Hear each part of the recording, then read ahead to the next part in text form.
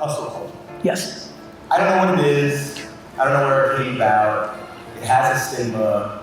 I'm curious what you think it means. I'm curious what you think people get wrong about it, what they should get right about it.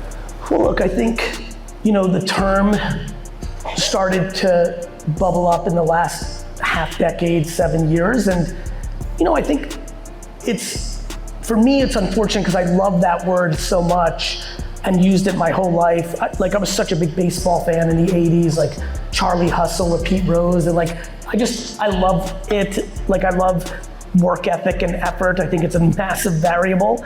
So what do I think? I think the pendulum swings on topics.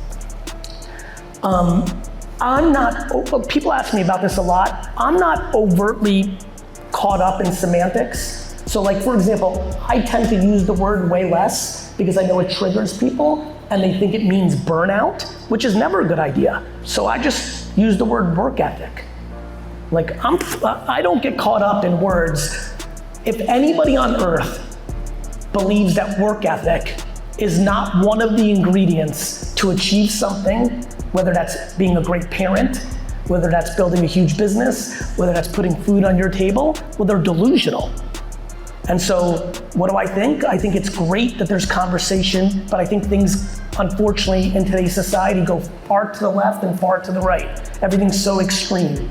So I'm glad that, hustle porn and all that stuff came up because it maybe helped some people who were delusional and thought just working 24 hours a day was gonna make them successful, and that's good for them. On the flip side, I will never, to the day I die, believe that work ethic isn't part of the equation. As a matter of fact, one of the topic of conversations recently is oh shit, do we think there's momentum for a 4-day work week? Right? There's some of that starting to bubble up, right? And again, all my friends and family are what do you think? 4-day work week, because they know I'm so passionate about what I do and all that. I'm I think it's great. I'm if everybody else doesn't work another day during the week, that means I'm gonna dominate even more. So let's go to 1-day work week. I'll work the other 7, you can vacation for the other 6, because merit is always gonna play out.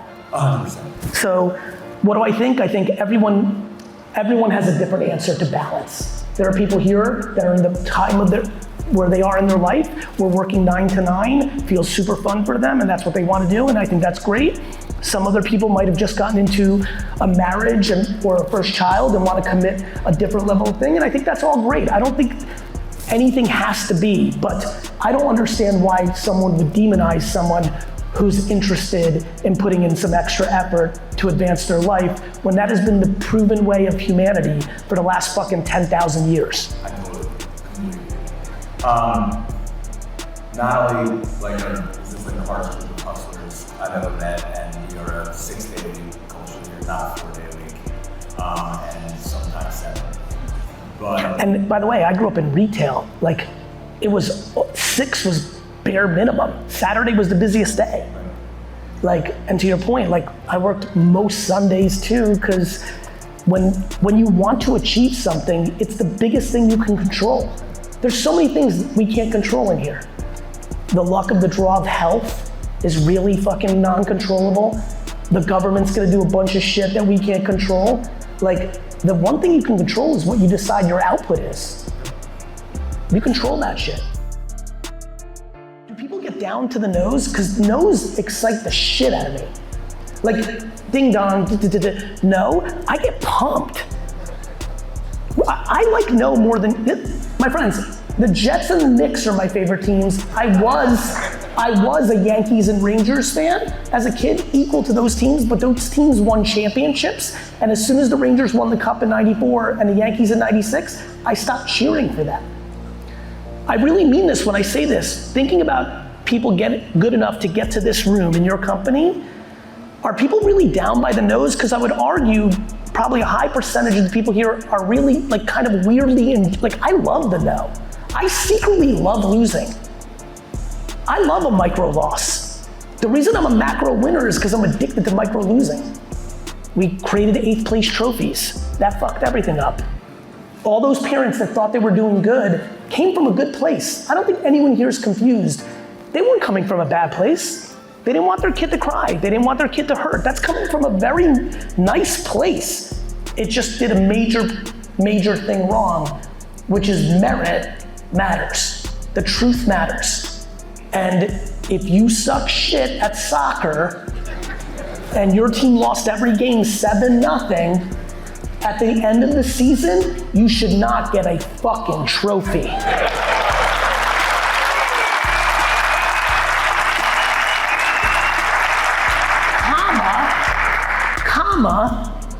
Parents, coaches, leaders should just tell that kid, you might be good at basketball. Like, just because you suck at soccer doesn't mean you suck at life. Just because you suck at school doesn't mean you suck at life. Just because you suck at, like, this concept that you have to be all good at everything or it's all bad is so fucked. Right? It's the same thing that's pissing me off on this generational warfare. Like everybody making fun of boomers or Gen Z. Like this whole stream of energy, all that's happening is people just keep going into these micro tribes to fight each other. Like, as if I don't know unlimited Gen Z kids, there's tons of them here that work their fucking faces off. Right? Yep. As if like 60-year-olds aren't cool, that's ridiculous. Like, I'm 47, this is the coolest I've ever been in my fucking life. This like battle that we're doing with all this shit really pisses me off. And like the 8th place trophies created entitlement. We've gone through 30 years of creating zoo animals. We protected the fuck out of these kids, so then they go into the real world, and the real world's the fucking jungle.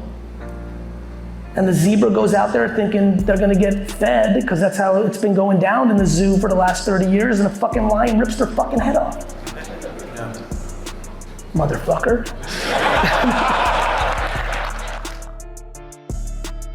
Because the second you get caught living in an ivory tower and you get too bougie, is the second someone's gonna get you. I love the player coach analogy. You know, I think it's important to stay in the dirt. Like, I just don't know what else to say. If you don't stay in the dirt, you don't know what's actually happening. I don't really understand. By the way, I do understand. There's just a lot of people that are content with capping out. And I think that's, again, this goes back to my work-life balance thing. Like, a lot of people really like to make $200,000 a year and being an executive and just going to meetings that mean fucking nothing. 5 days a week and like living that life. And I genuinely mean this when I say this. I think that's remarkable. I think everyone should do whatever they want. You want to move to Norway and work 30 hours a week and climb mountains, knock yourself out. That's not for me. And I think same with this one. For me, the thought that I wouldn't know what's actually happening in the trenches, the single reason Garyvee, the character, exists is because I'm in the business of marketing, and if I don't do it myself, I won't know what's actually happening. Yeah. Do you know how fun it is for me to be in business meetings where I fully know everything about what we do? You're never scared. You prep for nothing. My team's always like, you don't prep. I'm like, I live this shit. I'm like, you prep because you don't.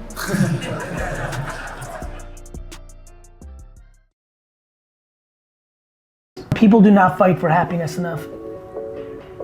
People have decided to lean into cynicism, into blame, into envy, into jealousy. People have really, like, the world has done a really good number on the world. Mainstream media, social media, pessimism. Like, people are selling all of you a bunch of bullshit. The world has never been better.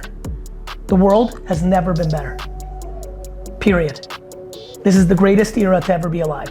I would switch with all of you in 10 seconds.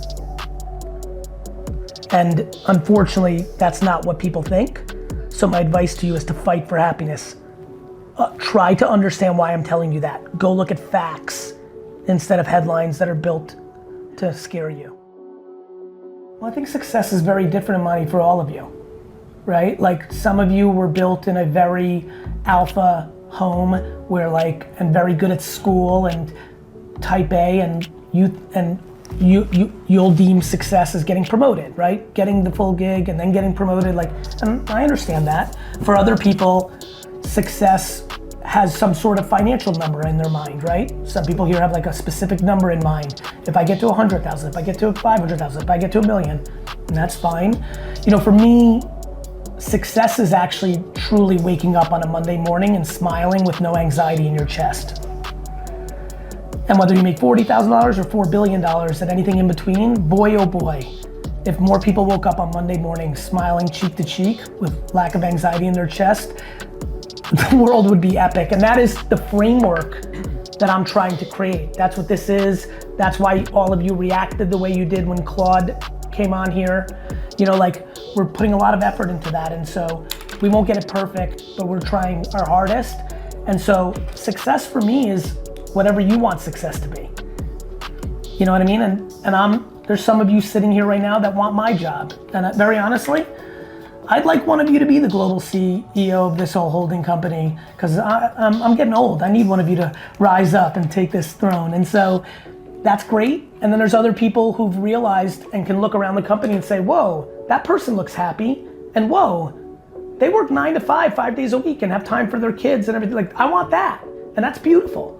And so like, or some of you are coming here to like get as much knowledge as possible, and then you're gonna jump and start your own VaynerMedia, and that makes me happy for you too. Like, I want success to be your success, but I want your success to be your success. Not what I deem success, not what your mama deems success, not whatever's cool on TikTok deems success. Like, figure out what the fuck your success is and be ready for it to change. What you give a fuck about at 22 changes at 27 and 31 and 39 and 52.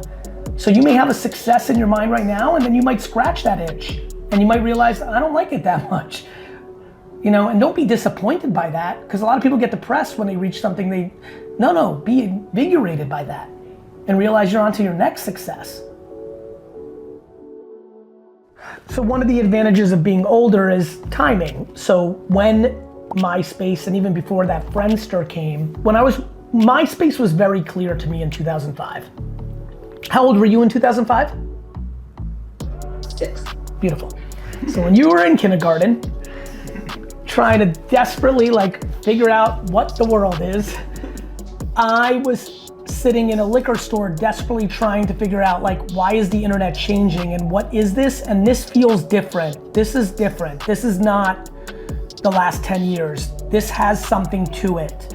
And like, look how cool, like, oh wait, Rick Ross and Dane Cook, the comedian, and Tila Tequila, the model, like, they're winning on this thing. There's something happening. And so I took very big note, and then very quickly, YouTube, Twitter, and Facebook came out, and I was like, okay, something's fucking up. And then right then and there, right behind that, the iPhone came out. And I was like, okay, this is a series of things that make sense to me. And the radio used to be the most important thing, and then the television was invented. And the television only used to have 3 channels, and then it had 13, and then it had 36, and then it had DirecTV. This makes sense to me, and so I followed my intuition. But, and this is important for all of you with AI, VR, NFTs, not only did I have intuition, I immersed myself in it. So I was 30 when I made my first video. And I made a video tasting wine because it's what I knew. And so I just put myself out there and made sure I tasted it and was a practitioner. You can only learn by doing. You can't talk about it in theory. And so, you know, I think I have good consumer intuition and I have good willingness to become a practitioner. And so it was obvious to me because I was in it, you know? Yep, that totally makes sense. And so like all of you can read the emails going back and forth at the company about AI and ChatGPT and Jasper and Midjourney, or you could go and use it. I don't judge myself when I don't feel like I've got it all grasped. You're absolutely right, the shit's moving super fast. It's okay to not be great at knowing how Snapchat works. It's all right if you've never downloaded Pinterest. It's cool if you have no fucking clue what the fuck's going on LinkedIn. You just keep trying every day. I think the biggest reason I don't get burnt out is because I don't beat myself up. By far, one of the biggest issues that so many people have, young, old, left, right, black, white, is people beat themselves up. And by the way, do not get it twisted. I'm not talking about not holding yourself up to a standard, but it's just a little patience. Back to the earlier question, I've been doing this every day for 17 years. I'm good at it now. Some of you have never thought about these platforms in this context prior to when you started here. You were using it to hook up. You know, so like, you know, I just have empathy for yourself. Right. That's how you try. And you realize, like, and I think you sense it here, like we have ambition, we're building a honey empire, but like, we're gonna give you a lot of time. As long as you're trying, you know? Your relationships with each other going through this is everything. All of you are gonna be so far ahead in the world of business and marketing because you're coming up Vayner at a time where Vayner's like Apple in 1986. Like you're on it. You're at Facebook in 2010. You're like at Tesla at 12. Like, you know, those are much bigger companies than we will ever be, but we are disrupting and are historically correct about advertising. There are literally people on this call right now who in 21 years are gonna be the CMO of Coca-Cola. Literally. And so like, what would I tell myself or what would I be thinking? That I need to make sure that I get everyone's LinkedIn, Instagram, TikTok, email from this group and go out of my way to be friends with everybody on Slack and create common ground with them around upbringing, interests, like at all costs. At all costs. There's nothing more valuable that will happen at Vayner than you taking advantage of you guys and gals are part of this little micro crew, and that makes you connected in a different way. And that all of you are coming into a company that is gonna accelerate your opportunities, whether within it. There are literally people in here that are gonna be the bosses of people in here. And by being friends, it's gonna be just a much more enjoyable life in 3 years. There's also people here in 19 years who again are gonna be CMOs of the biggest companies in the world that may help your child get an internship at that like, this is it. I'm 27 and I'm trying to keep myself going every day and I kind of struggle sometimes. So what is your take on that? What do you struggle with, brother? I think just being motivated to get to my end goal. You know, I get What's your end goal? out. Honestly, 6 figures, have a big house. I'm being a little materialistic, but well, that's why you're struggling. Yeah, I mean, I would have bet you couldn't have walked into that more that if I paid you to say what you just said. You're literally the hypothesis I have of why people are unhappy. You just made up an arbitrary goal for yourself based on material things without realizing the second you walk into that home and you make 6 figures, nothing's changed.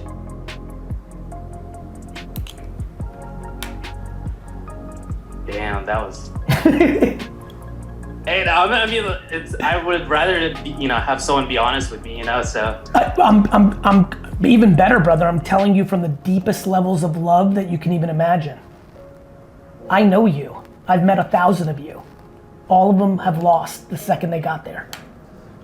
You've been able to turn your perspective to something that's very easy to turn your perspective to. The world is very good at selling this. It's just super not true, bro. I appreciate it, thank you. And kind of adding to that, like what should we do, or like? Yeah, I mean, I think the alternative to that is focusing on doing things you like. What advice do you have for someone who's about to turn 30, who has 2 young kids and they're trying to exponentially grow their professional career in this space? By realizing that patience is your only ally when it seems like it's your biggest foe. Gotcha. Right? Like the problem when you're trying to do something fast because of circumstances, right? Imagine, right? You're part of this residency class, 90% of your contemporaries are kids right out of school. That's a framework where immediately you're like, fuck, I'm so behind. Whatever's going through your mind, The problem is when you're trying to speed it up, like you trip. Yeah. The faster you run, the more likely you're gonna trip. And so it's about the discipline of understanding. First of all, I'm so pumped you're in this program. I've had 2 or 3 people that I've spoken to in the last 6 months who had similar situations where they were quote unquote a different age from the majority of people in the residency class who 18 months later really were like, oh, wait a minute, I didn't have to rush. This was exactly right. You know, patience is your ally in this, brother. Like the merit of your work is gonna be the variable of your success, not how fast you politic it. I think one of the things that the world is struggling with is being able to deal with inconvenience. I think it's a real issue. I think it's a real opportunity. We've been programmed, parented, we've been fortunate in a lot of ways in the macro. Obviously, many of us can grow up with difficult situations, but we've demonized the capacity to be inconvenienced. And when I make a commitment, even though I hate going to that meeting or I don't want to do it, I've learned how to tolerate short-term or mid-term inconvenience. That's number one. Number two, I'm also very comfortable, similar to the last question, of changing my mind. It's okay to unwind a commitment. As long as you do it graciously. You could walk into the next meeting and say, hey, I need to resign at the end of this year from this committee. I just want to give everyone 9 months. Now you've created a light at the end of the tunnel, which almost weirdly makes you even better those 9 months. You know what I mean? You know, I'd rather you be great on my board for 9 months or committee than be below average for 3 years. So I think it's a balance of willing to deal with inconvenience and also willing to graciously change your mind. Both of those things keep me passionate. I know there's an out if I do it graciously and appropriately, and I know that sometimes I have to sleep in the bed that I made. What advice do you have for staying motivated and positive and for maintaining a useful mindset? That's a great question. I think it's practice. I think it's perspective. I think you have to practice not valuing other people's opinions. Insecurity comes from overvaluing other people's opinions. It's a framework that was instilled in you through parenting and environment. That's just the truth and DNA. So I think it's practice. Like for example, the reason I'm so happy all the time, this is gonna be a little left field, is because almost on a daily basis, I imagine my parents dying, my children dying. I'm being serious with you. I know this is, again, a little left field, but it helps me put things in perspective. How can I be upset about a bad speech or a business deal going awry or something stumbling if I actually felt this morning? And I don't think it's meditation, but I think it's closer to it than I even realized, even as I talk about it now. I just genuinely practice. Brother, you have to practice every day saying, whose opinion do you care about if you fail? You know, one of the reasons I love losing is because I don't care about anybody's opinion in here about my loss. It's my loss. You worry about what you're doing. And most people don't have that framework, which leads to insecurity. If I came here, for example, and I was in your position and I was auditing all the bigger fish, what goes through my mind is, I'm gonna kill these fucking fish. Not, oh, they're better. Like, you know, it's just a perspective. It's kind of like life. Right now, if you choose to, and you only want to find negativity and bad, it's very easy. If you choose to, and you only want to find positivity and optimism, it's there. It's getting into a framework of changing the way you look at stuff. It really is. It's not naivete, it's not delusion, it's real life. So you need to practice. You need to practice. Bro, it's hard to be here. Just because there's some people that are doing it better, there's also billions of people that are doing it worse.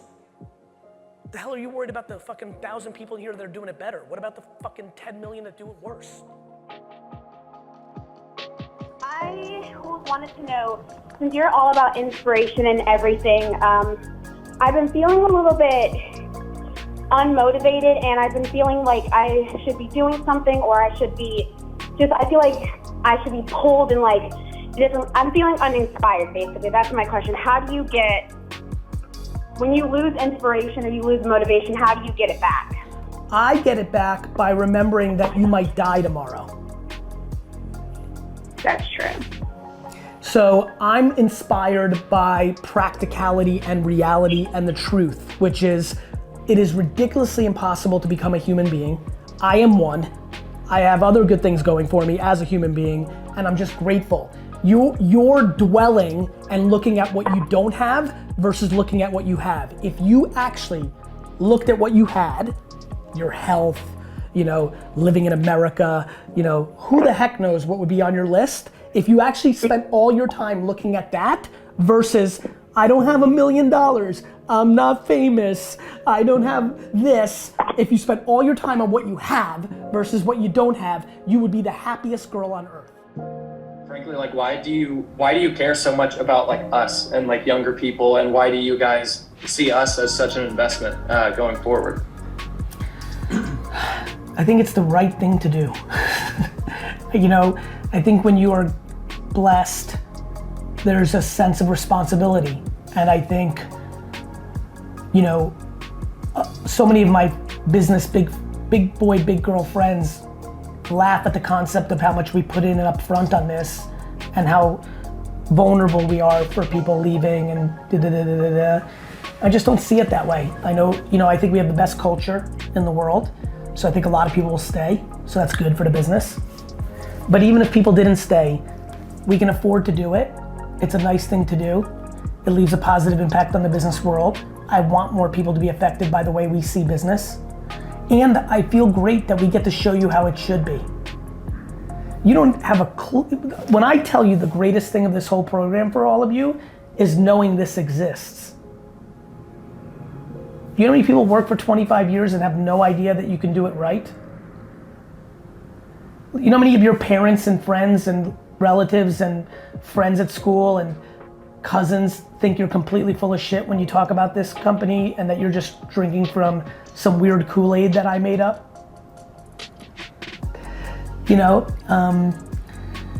It's just the right fucking thing to do, bro.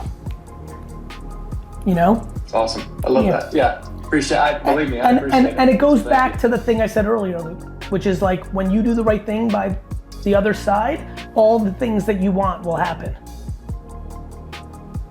I call it 51-49. If I give all of you 51% of the value, then 49 will be just fine by me. And I think too many companies try to get somewhere between 80 and 100% of the value.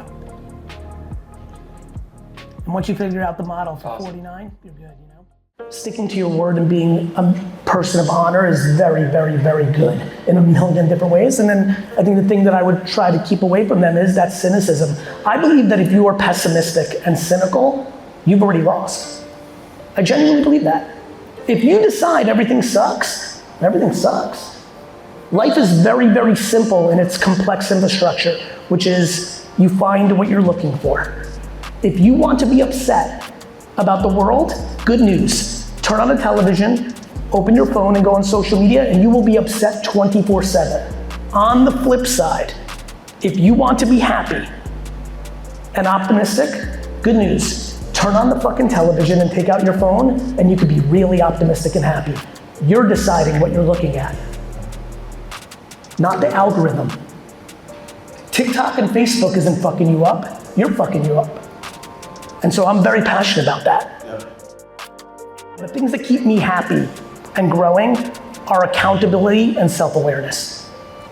The first thing I would say to somebody who's sitting here is like, oh, that's the question for me today. I'm 7 years in, I feel like I should be further along at Power. It starts with like, are you just selling yourself what you want to hear? We're very good at that. Like, I love everyone being their biggest fan, but you have to be practical and truthful with yourself, because if you're lying to yourself, you're going down a really bad path. And so if you're just saying I'm better than my manager or whatever you're saying to yourself, or fuck, you're looking around, you're like, damn, that person came a year after I did, but they're further ahead, that's your fault or this fault. Like, you start going into the pointing finger game, it's gonna get ugly real fast. You go into the thumb game, it can get really good, because if you go thumb and you really go thumb for like a year or two, then you can wake up in 23, in 2025 and be like, you know what? I feel like I went thumb for 24 months. Now I feel good. Now I feel Power doesn't see me for what I am. And then you can go to Schmauer or Bauer or Hauer. You can do anything you want. That's just like moving to Canada. You can do anything you want. You can leave tomorrow. But before you do that, especially when you look at what has happened in this company in the last 20 years, when you see success like that, you've got to really look inside yourself and just spend 24 months on thumbs instead of fingers, and then you'll have that peace of mind to be like, hey, and by the way, I'm really passionate about like growth and all this stuff, and as I get to know more about the business, I'm like, and you and like I'm like, oh, I see why I'd be a good speaker for this, because I think there's some shared vision. I've made a million subjective mistakes. It's impossible for a company to always be right. You know, what I love about sports is we know when teams are wrong about players. When a player gets traded or a player goes to free agency and they go somewhere else and they shine, you're like, see? It's hard to do that in business. And by the way, everyone's making subjective calls. AI has not taken over the world yet. People are moving up and things of that nature based on someone's subjective call. And that's okay. Like, subjective calls are a part of life. So there is no right, there's just life. And so I think, to answer your question, 2 years of this, and if it doesn't taste good, and you went super accountable, and you went there, and you kind of like try to do the things that you hear, that, you know, a lot of people hear feedback from people, and because it hurts their feelings, they don't accept it. And so like, what about going a year trying to address the things you've heard from 2 or 3 people and just see what happens? Then you could have peace of mind of moving on instead of Vayner's a funny place. The amount of people that leave my company that then reach out a year, 2 or 3 later and want to come back is giving me the confidence that we're doing it right. The people that want to come back is just affirmation that we're doing it right, because you need a feedback loop that isn't you creating your own homework. Yeah. But I agree with you. One of the great joys of my life is I know for a fact that in a decade or two, a high percentage of the Fortune 500 CMOs would have come up the VaynerMedia ranks and gone. It's already happened. Tubi literally had the best fucking Super Bowl commercial this year. Tubi literally had the best commercial if you watched the Super Bowl, in my opinion, because it kind of caught you and made you think.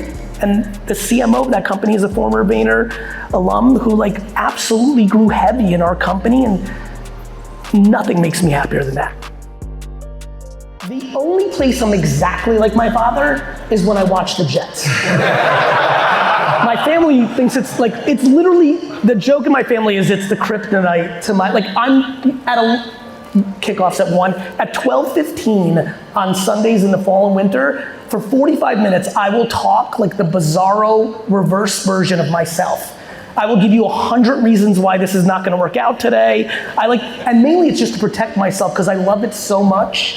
I just need to settle in for a devastating loss just so it's not so crushing at 4 p.m. That's like sound advice for a Jets fan. I'll give you a perfect example. As some of the hardest core football fans here know, this is like deja vu what the Jets did with Brett Favre. It's like fucking bizarro. Like, franchise quarterback at Green Bay for 15 years and now comes to the Jets and tries to make a run. In that season, it was going well. They were 9-4. They literally went to Tennessee to play the Titans. The Titans were 10-0. We were playing at Tennessee and we beat the living shit out of them, giving them their first loss, like 30-7. It was all going great, and then Brett got hurt. He didn't disclose it, and they literally lost their last 4 games, similar to this season. Didn't even make the playoffs, and it all fell apart. Literally, in the last 72 hours, I texted my brother that that's what's gonna happen. Aaron's gonna come, we're gonna be like 10-2 on cloud fucking 9, this is fucking it, and some dog shit injury is gonna happen, and it's all gonna fucking burn to the ground. Your dad would be so proud. He'd be so happy. Also, look, I have to, I really like full disclosure. Full disclosure, there's probably like a 50% feeling in my body that it's destined for me to buy the Jets and win their Super Bowl. So there's a little part of not, by the way, as a diehard fan, I prefer that not to be the case. I would like to win the Super Bowl next year. It's just that there's a weird part of me that thinks that's how this is gonna play out. Back to the Jets, where I'm bizarro me. I live this life where I really cheer for others, even my competitors. I swear, it's in my soul. I got that from my mom. But I'm telling you, when the Jets lose a game, especially if it's like late in the game and it's a heartbreaker, and then the game hits 0-0 and they go to the middle of the field and they start hugging dudes from the other side, I'm literally the human in the stand saying, don't hug that fucker, I'm so mad. But that's how I live my life. In sports, I go crazy, but in real life, I just don't understand why. Here's a very simple question for everyone in here. Think about what I'm about to say, it's so fucking simple. Why, in any shape or form, would you wish ill on someone else? What scenario? I understand you can come up with some edge case. I'm just curious why envy and jealousy and hate and disdain has so much momentum. I know why, because people have weaponized it at scale in our world. But you, forget about anything else. Forget about even your ideologies or how you were raised. I love how people talk about, well, I was raised this way. Fuck that shit. You blame your parents for a lot of other dumb shit. Stop blaming everything out. Like, why would you ever, for any reason, actually want harm or sadness or not good for another human? I'm just passionate about this.